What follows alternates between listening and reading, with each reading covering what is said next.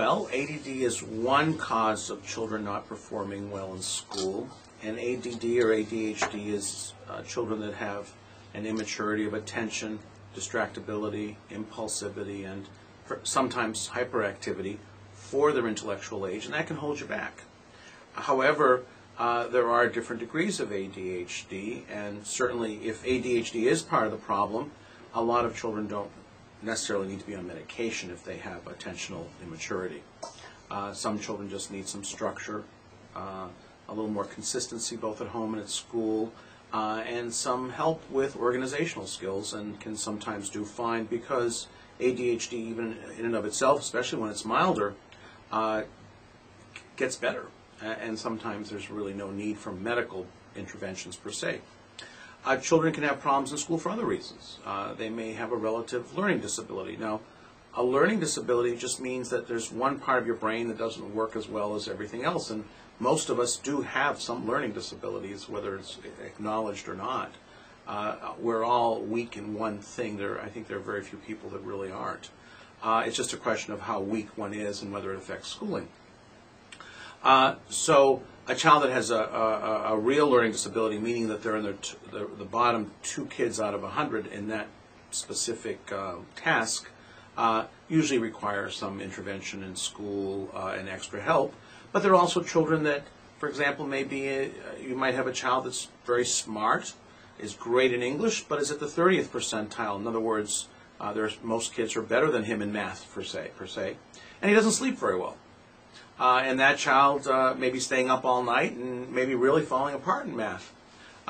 He would simply just need more sleep and maybe a little bit of tutoring and would really recover from that. So there are a whole bunch of different things that can really impact on a child's performance in school, and they don't necessarily need to be called a real diagnosis. And even if there is a diagnosis, even if there is, let's say, attention deficit disorder, children that may have that, most actually don't need medication. Most can be managed by helping them organize their school work performance and being consistent and getting good night's sleep and such. There's a small percentage that we sometimes offer medication to, but not most of them. So there can be a whole bunch of different things, and there can be multiple factors, a little bit of this, a little bit of that, and a little bit of this, that can impact on a child's performance. And many times we can actually intervene, and the parents can intervene without doing a lot of medical type things. Well, if you don't like something, you really don't want to watch it, and that's true in life in many areas. No different than classroom. Well, that's a good question. The question you're asking, as I understand it, is if you don't like something, you don't do well. So sometimes parents will come to me and say, my kid doesn't like math, and he doesn't do well, but he's really good at math. Well, the reality of it is there are 3 possibilities in that situation. One could be that the math teacher really is terrible, and that's possible, doesn't know how to teach it. That does happen. Another possibility is the kid's really not great at math, because if you're really good at something, you usually like it. For example, I don't like soccer. I can't play soccer. I'm very bad kicking my feet, so I wouldn't be able to do that. So I don't like soccer, not because it's not a great sport. It's just that it's something I can't do. Same thing with ballet. I don't like ballet, but I think it's because I can't do it. Not so much, so I can't really get my head around it and get interested in it. So sometimes it really is a learning issue if the child doesn't like it. Because I find that most things you're really good at, you tend to enjoy and get at higher levels and enjoy it. So I'm not sure that's always an excuse, but there are some teachers that really are terrible, and the child may not perform well in that situation. So I'm not sure that's always an excuse.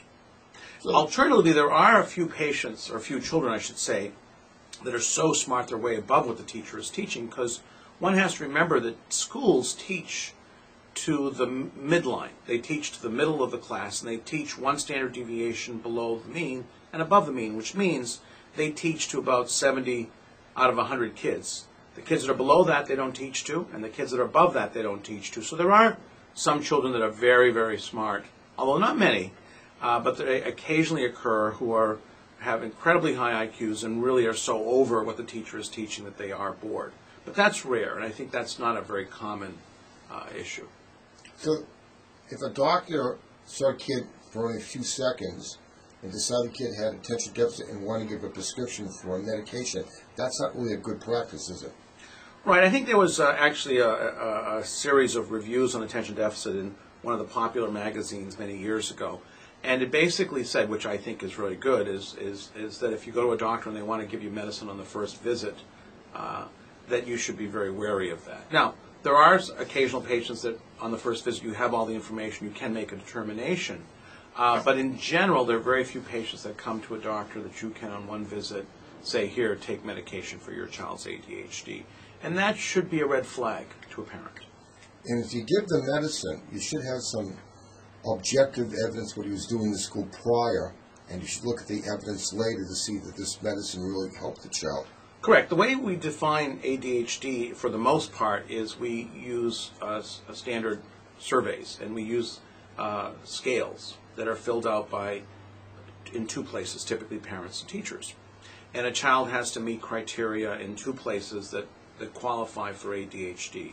There are other markers, but that is the standard one that's used for research and for clinical practice.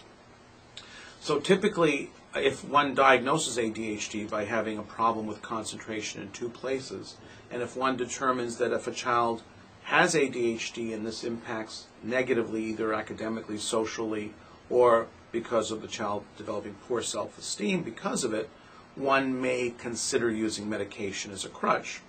In that circumstance, medication can be started if parents and doctors all agree, but one should do the scale before and after to see if there's an improvement.